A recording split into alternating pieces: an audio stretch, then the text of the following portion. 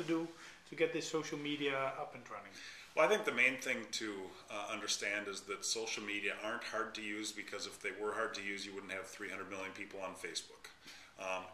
But the fact that there are 300 million people on Facebook and 100 million users of YouTube, each day, the fact that that these are so accessible and they're becoming so ubiquitous, so common, that non-professional communicators are using these tools, really means that professional communicators need to understand them so that they will be able to interact where the people are.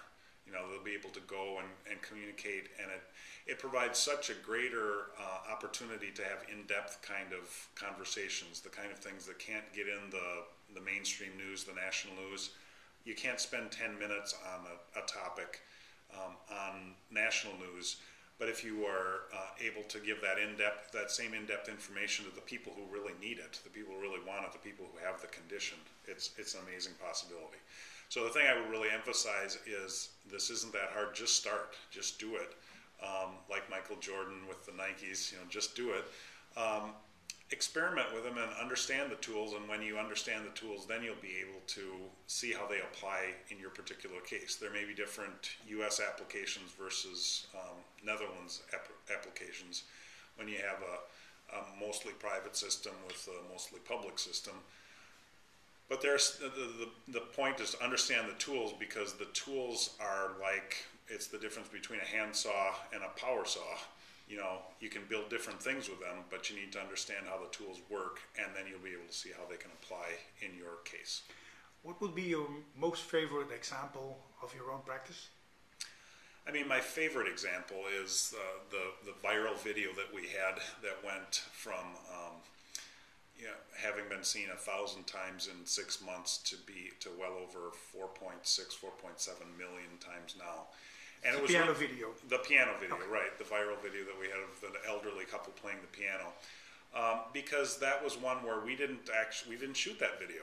So it was literally no expense, and it's just something that we discovered. But because we had a blog where the video could be embedded, because we had Twitter followers, because we had Facebook fans, we were able to spread the word and kind of jumpstart the distribution of it. And that led to mainstream media coverage. So we're not against mainstream media. We think these tools are very powerful for helping in our media relations too. But it's really neat when you get something like that literally came out of nowhere, that you couldn't have planned for. But the fact that we had the platforms enabled that to happen. So it's, in your opinion, it's and instead of or. Exactly, completely. It is both and. Is what we say. We say either or both and is the way we'd say it in America. But exactly, it's that same thing. It's these are powerful tools for media relations, and that's how we started using them, was as ways to provide resources to journalists. But you don't have to stop there. You use that to generate more media coverage, but then that leads to more interest in the social media sites. And then you're able to really engage and interact with patients. Once started, is there a way back? I don't think there's a way back as a society. I don't mean that you jump in and you have the opportunity to pull back out. I mean that looking at the accelerating growth in Twitter, it grew 1,500% in 2008, and then it grew faster in 2009. It's amazing how that is growing, and whether it's Twitter or not long term, I don't know, but that kind of communication is going to keep happening, and people will find useful ways to do it. I do think, once you get into it, I think you'll be hooked. Most people will be hooked and see the power, and you get some of that positive feedback in terms of what you're able to accomplish, and then you look for new ways to.